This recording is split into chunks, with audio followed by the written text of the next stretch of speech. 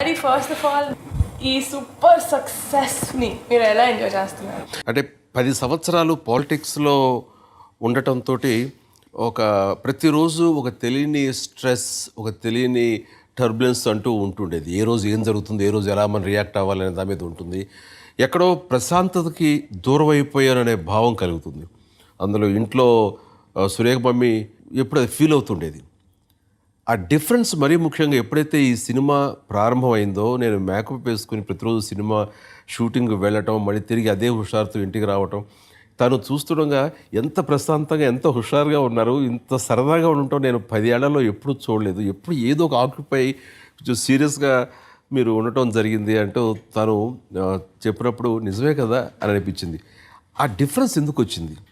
Politics కూడా నేను ఇష్టపడి వెళ్ళాను, బట్ ఎందుకు సినిమా అనేసరికి, అంటే ఈ సినిమా అనేసరికి లోపల ఉన్న ఆల్ స్పిరిట్స్ ఒక్కసారిగా ఎన్హాన్స్ అయ్యి ఆ యొక్క జోష్ని తీసుకొస్తాయి. అంటే షూటింగ్ సమయంలో కూడా నేను సెట్స్లో ఉన్నప్పుడు ప్రతి బిట్టు నేను ఎంజాయ్ చేసి వచ్చాను. కెమెరాస్, లైట్స్, సౌండ్, డైరెక్టర్స్ చెప్పే యాక్షన్, ఇవన్నీ కూడా నాలో ఎప్పుడు ఎనలేని ఉత్సాహం వస్తుంది. ఈ ఉత్సాహం ఎక్కడిదంటే ఎన్నో సంవత్సరాల నుంచి దాంట్లో మనం ఇన్వాల్వ్ అయిపోయి ఓన్ చేసుకుని నరనరాల్లోనూ అణువున అది నిబిడీకృతం అయిపోయి ఉన్నటువంటి ఫీలింగ్. అది ఆ ఫీలింగ్ ఒకసారి మళ్ళీ రీకాల్ అయింది 10 years తర్వాత. అందుకని ఆ జోష్, ఆ హుషార్, ఆ ఉత్సాహం. మీరు కూడా డాడీకి one of the biggest fans, and మీరు ఫస్ట్ టైం ఖైదీ నంబర్ 150ని మెయిన్ థియేటర్లో చూసినప్పుడు మీరు ఎలా ఎంజాయ్ చేశారు? ఫస్ట్ ఆఫ్ ఆల్ నేను అన్నయ్యకి థ్యాంక్స్ చెప్పాలి.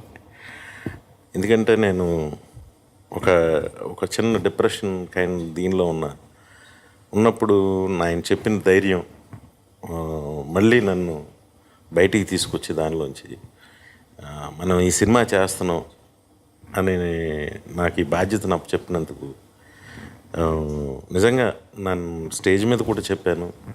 నన్ను ప్రతి క్షణం, అంటే ఆయన ఉంటేనే ధైర్యం నాకు ఆయన ఒక మార్గదర్శిలాగా, ఒక గైడెన్స్ ఆయన.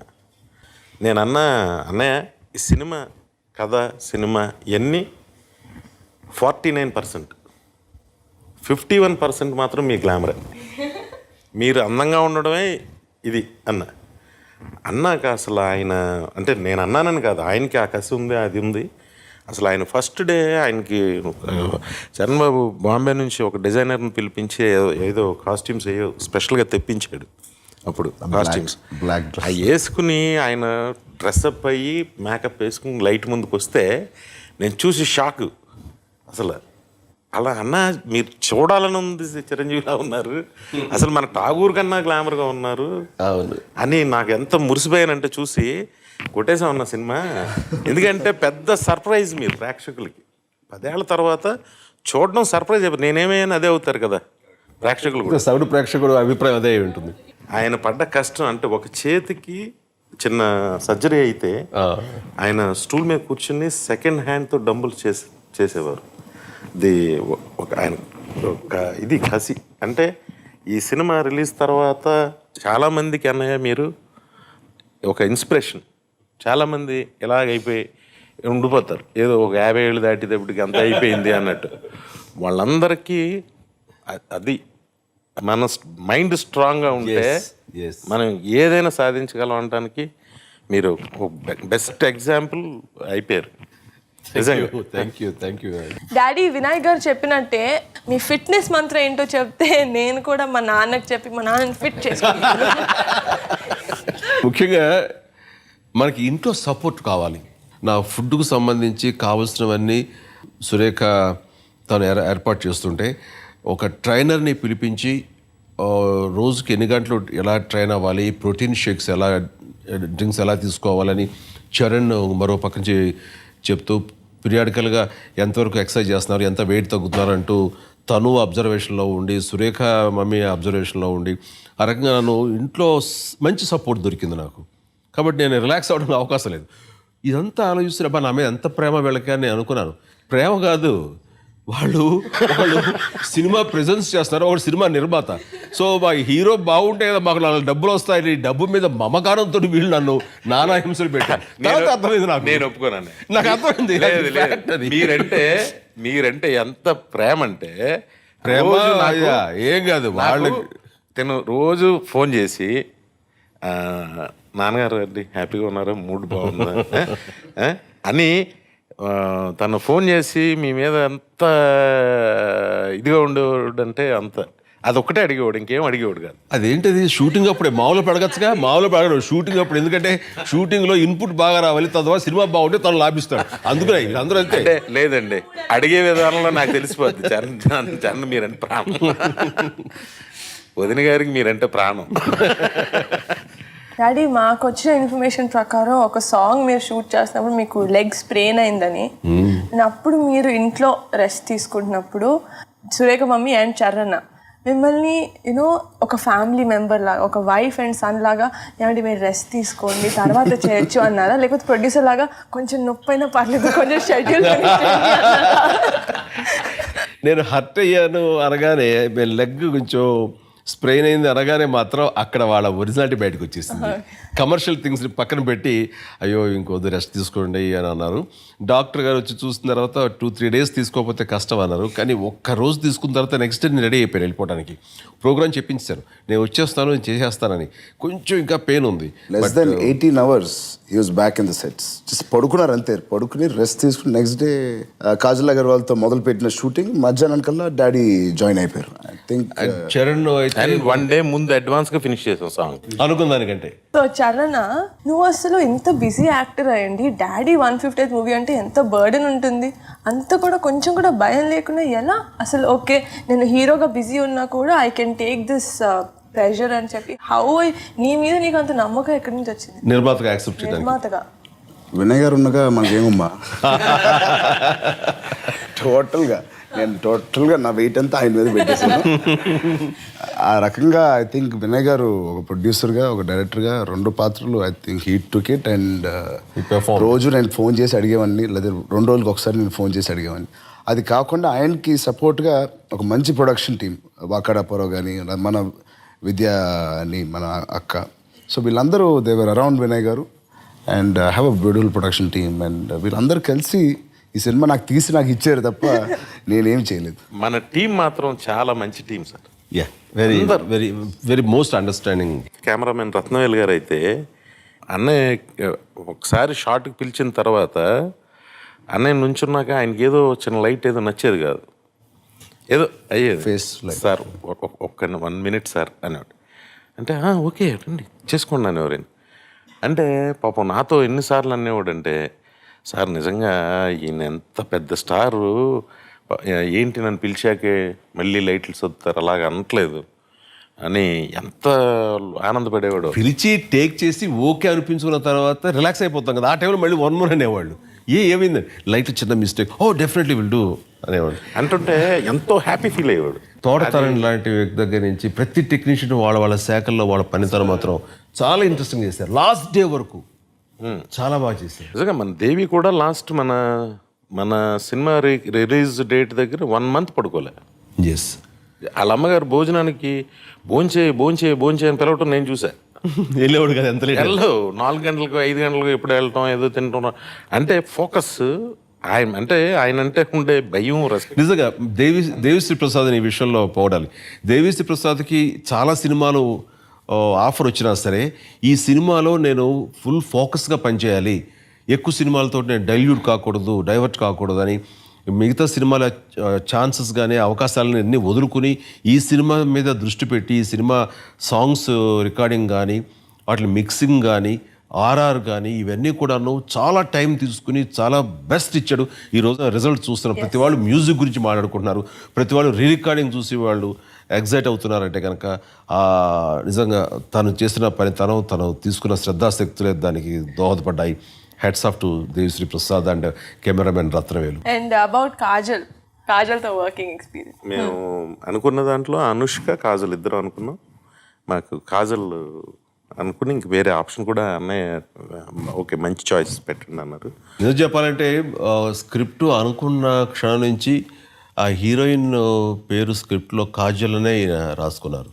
కాజల్ వచ్చింది, కాజల్ తోటి మీరు ఈ సీన్ చేశారు, అలా చేశారు అంటూ అనేవారు. ఏంటి కాజల్ ఫిక్స్ అయిపోయారా, మేము అనుష్క చేస్తే బాగుంటుంది అనుకున్నామంటే మీ ఇష్టంలో అనుష్క అంటే తర్వాత బట్ నాకు ఏదో మైండ్లో కాజల్ అన్నారు. ఆయన ఏదైతే మైండ్లో అనుకున్నారో ఆ తర్వాత అప్రోచ్ అవ్వగానే అమ్మాయి కూడా అంత పాజిటివ్గా స్పందించి ఓకే చెప్పింది. టెన్షన్ అంతా వీళ్ళకి ఎవరికి కాదు, వీళ్ళందరూ హ్యాపీ అమ్మాయి కుదిరింది చేస్తుందని. టెన్షన్ నాది. ఎందుకు డాడీ? చరణంతో చేసింది, ఇద్దరు ఎంత చూడముచ్చటగా ఉన్నారు, యంగ్ పైర్. ఆ తర్వాత కళ్యాణ్తో చేసింది, సర్దార్ గబ్బర్ సింగ్, బన్నీతో చేసింది. సో వీళ్ళందరూ చూస్తుంటే అయ్యా సేమ్ ఏజ్ గ్రూప్ బాగున్నారని.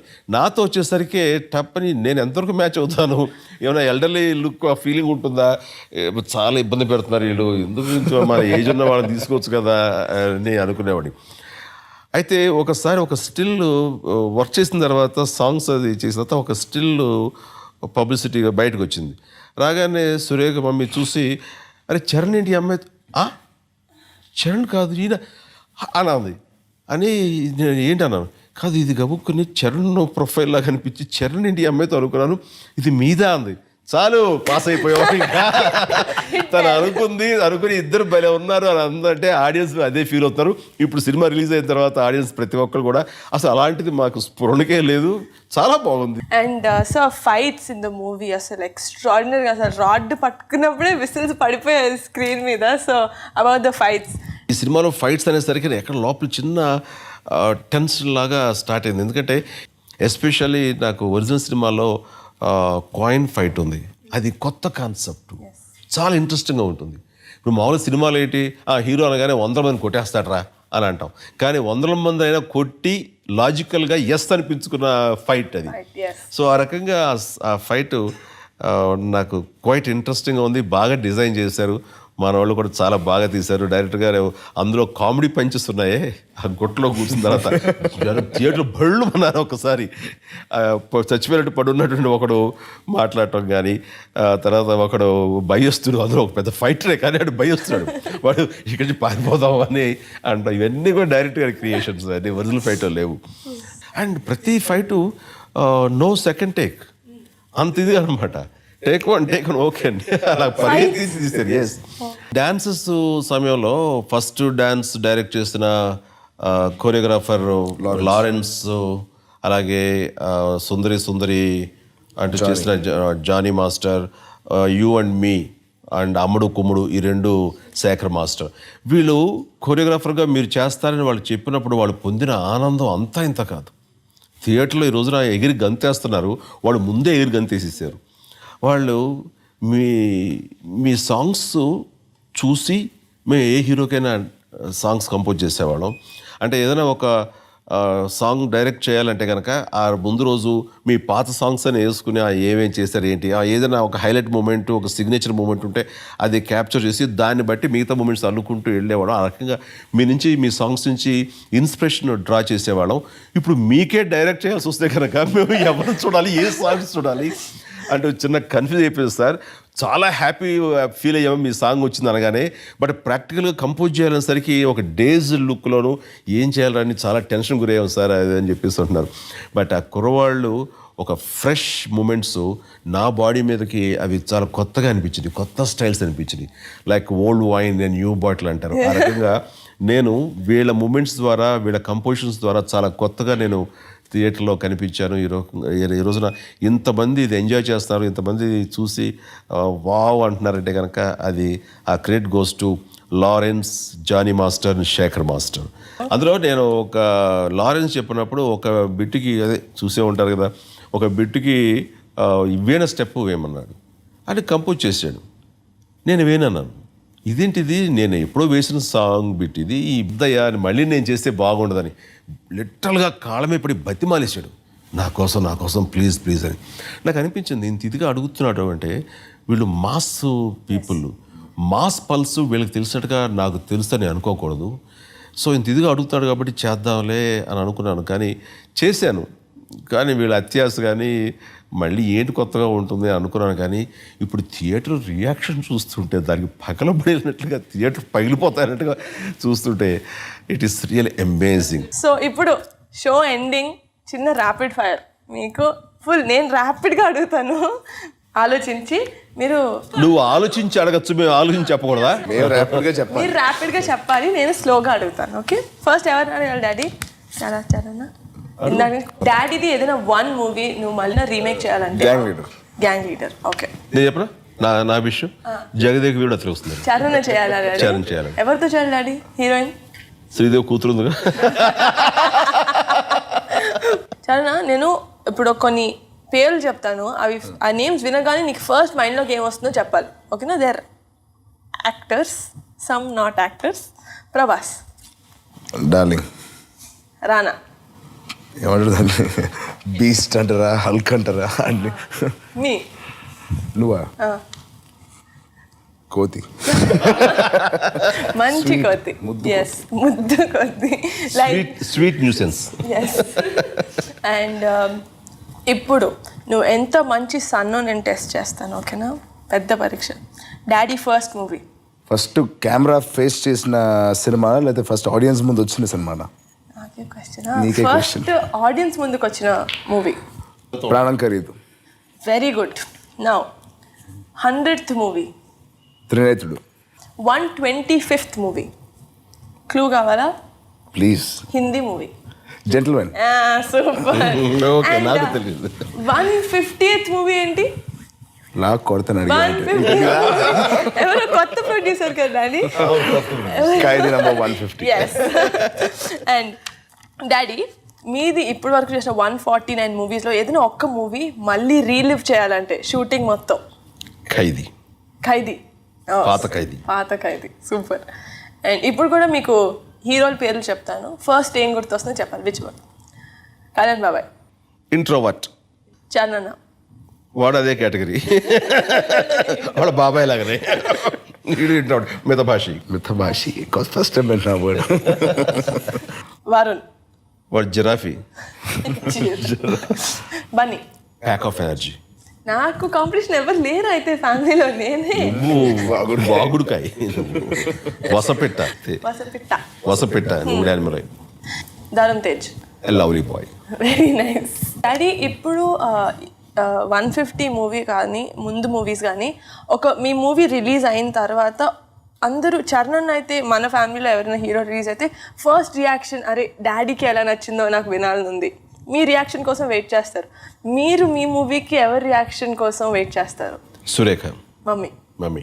Best reaction. తను చాలా ఓపెన్గా ఫ్రాంక్గా చెప్తుంది. ఒక్కోసారి మనం హర్టింగ్గా ఉంటుంది, ఇంత పచ్చిగా చెప్తుంది ఏంటి, కొంచెం స్వీట్గా చెప్పచ్చు కదా అని. అంటే చెప్పేస్తుంది బాగుండలేదని. ఇప్పుడేదో వేరే షర్ట్ వేసుకుందామని చేస్తే ఆ షర్ట్ బాగుండదండి. బాగుంది, బాగుంటుంది కదా, అస్సలు బాగుండదు. మరి ఎందుకు కొన్నావు? అది మీరు కొనుక్కున్నా, నేను కొనదు కాదు. అంత నిక్కచ్చిగా ఉంటుంది. అందుకనే స్టోరీ కానీ సినిమా రషెస్ కానీ అవి నేను నాతో పాటు తన్నే తీసుకెళ్తాను, తను కూడా చూస్తుంటుంది. చూసినప్పుడు ఫస్ట్ ఆడియన్గా తను చెప్పేస్తుండే ఇది బాగుంది, ఇది బాగోలేదని. ప్రొడ్యూసర్ గారు, హీరో గారు రిలాక్స్, నౌ డైరెక్టర్ గారు విల్ సిట్ హాట్ సీట్. మీలో ఎవరు కోటేశ్వరుడు హాట్ సీట్ ఇది? నేను నా పొజిషన్ తీసుకుంటున్నావు, అది నాది యాంకర్ నేను. సో వినయ్ గారు ఠక్ అని చెప్పాలి, ఓకేనా? ట్యాగోర్ ఆర్ ఖైదీ 150?